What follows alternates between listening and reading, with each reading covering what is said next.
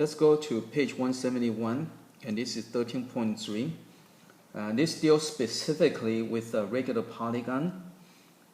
So to find the interior angles of each angle or the sum of the angle. Yeah. So let's say if you have a polygon, okay. Again, I use this one over here. So what you can do is you can divide into triangles.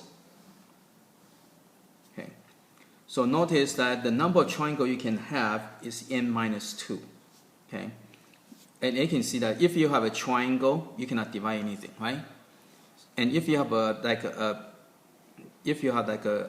quadrilateral, you can divide into 2, right? So this will give you one triangle. This will give you 2 triangles, okay? And if you have a pentagon, you can divide into 3 triangles, right?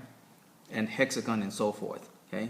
So if you notice that n minus 2 will give you number of triangle, okay? So n minus 2, so again, this is always 2 less than the side, okay? So n minus 2 will give you number of triangles, and each triangle, doesn't matter what kind of triangle, it will always equal to 180. Okay. So the sum of the angle on the inside will equal to 180 times n minus 2. Okay. So this applies for any polygons. Okay. It does not have to be regular. Okay. But to figure out each angle, okay, this is only for if you have a regular polygon, then each angle would be the same, right? Each angle would be congruent. Then so for each angle, it will equal to, so again, this is for regular polygon now. Okay, so you're going to have a n minus 2. This would be number of triangles times 180 degrees. So this will give you the total angle inside. And you divide by n. This will give you the angle inside. I'm going to call that angle alpha. Okay, so alpha will equal to that. Okay, and it kind of sum up. Now again, this only if is a regular. When you figure out the interior angles, this only apply for regular polygon. Okay, for regular polygon, each angle will be the same, and therefore you can divide by n. If it's not, then you have to use other method to figure out each individual angle. Okay. And these are some of the summary of different regular polygon, 3 sides, 3, 4, 5, 6, 7, and so forth. Okay, and this will give you the angle of this is the inside angle. Okay. Now for regular polygon, it's a lot easier. Okay, instead of doing this formula, if you have a regular polygon, it's easier to figure out the exterior angle and then use a supplementary angle. Like for this one over here, okay, instead of using the formula, okay, it's easier if you just use if this is 6-sided, right? 360 divided by 6 will give you 60 degrees over here. And then you can just 180 minus that will give you 120. So again, if you have regular polygon, it's quicker if you do the exterior angle and take the supplementary instead of using this one. And you can do this over here too, right? So this one you can have alpha equal to, so 6-sided, so 6 minus 2 times by 180 divided by 6. Okay, so this will equal to 30. And this would be 4. So 30 times 4 give you 120 degrees. So same as that. Okay. So again, if you have regular polygon, it's a lot quicker if you get the exterior angle and then take the supplementary rather than use this one. Okay, let's go to example 13.13-1.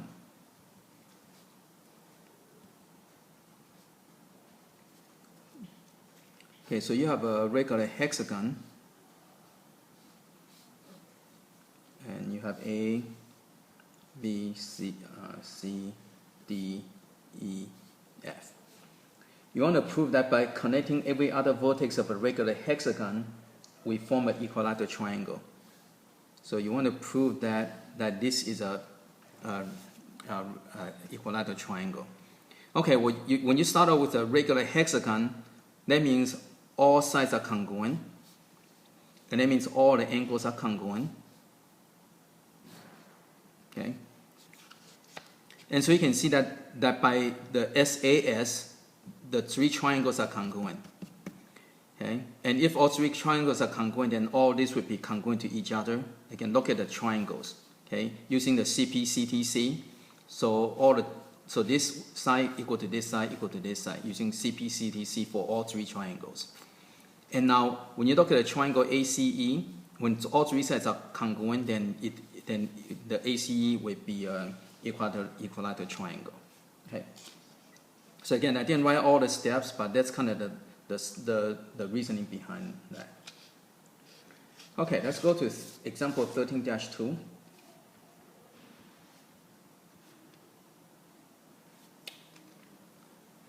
It says find the number of sides in a polygon whose interior angle had the sum equal to 2,340. So the sum, okay, so the sum of the angle will equal to, again, n minus 2. This will give you number of triangles times 180, okay, and this will give you the total angle. And we can substitute this into here. So you got 2340 equal to n minus 2 over 180. So divide by 180 on both sides.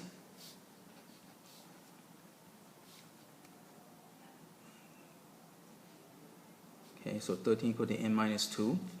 So you plus 2 on both sides. So n equal to 15.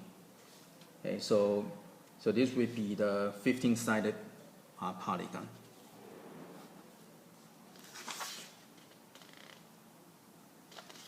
Okay, let's go to example 13-3.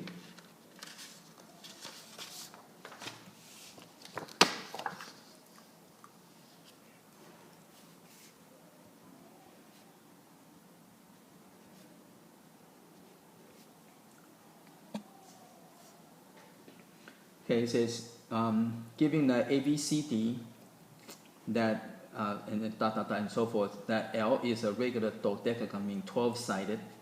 Find the length of AD. Okay, so they give you kind of partial picture over here. So you got A, B, C, D, and this is X, and this is Y. So giving that AB equal to 4, you looking for AD. Okay. Now this is 12-sided, right? So again, let's go and get the exterior angles. So if you extend these, okay, so you get 360 divided by 12, you get 30 degrees. So exterior angle equal to 30 degrees. Okay. And by using the corresponding angles, if this is 30, this would be a 30. Okay, using corresponding angles. And therefore this would be a 60 degrees.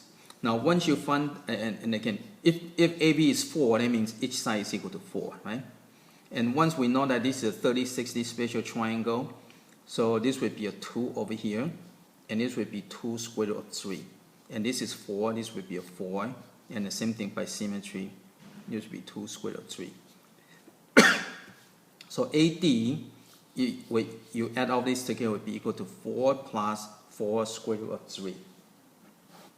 Okay.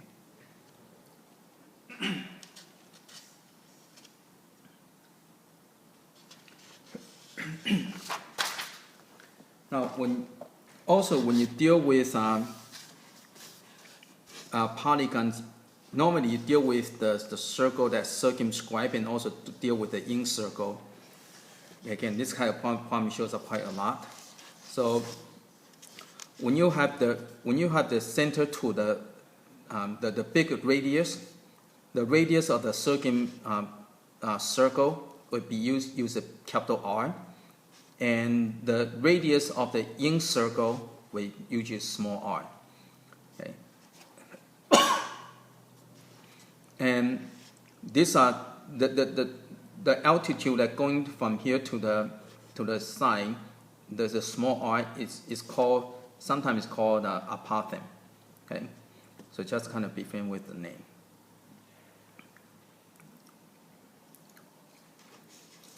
And this one, again, depends on the shape. Like this is a regular hexagon. Okay, so this would be capital R, and this would be R over 2, and this would be, again, use a 30-60 spatial triangle. So this would be half of the big R, and this would be square root of 3 over 2 big R, and that's kind of relationship between them. Okay. Now, for some of the other ones, you kind of have to use the trigonometry. Okay, so for the other different polygons, you can just use the usual trigonometry to figure out the relationship between them. And you also can figure out the area. Again, you can just, the easier way, instead of trying to memorize a formula, the easier way to do is just go and chop into triangles and just use the 1/2 base times height and whatever trigonometry you need to use. Okay. So as you get into some of the complicated problems, sometimes it's kind of difficult to memorize all the formulas, so it's kind of better to just think it through and stay with the basic. And like this kind of problem, sometimes it's a lot easier just go and cut it into triangles and just figure out and just add up all the number of triangles to figure out the area.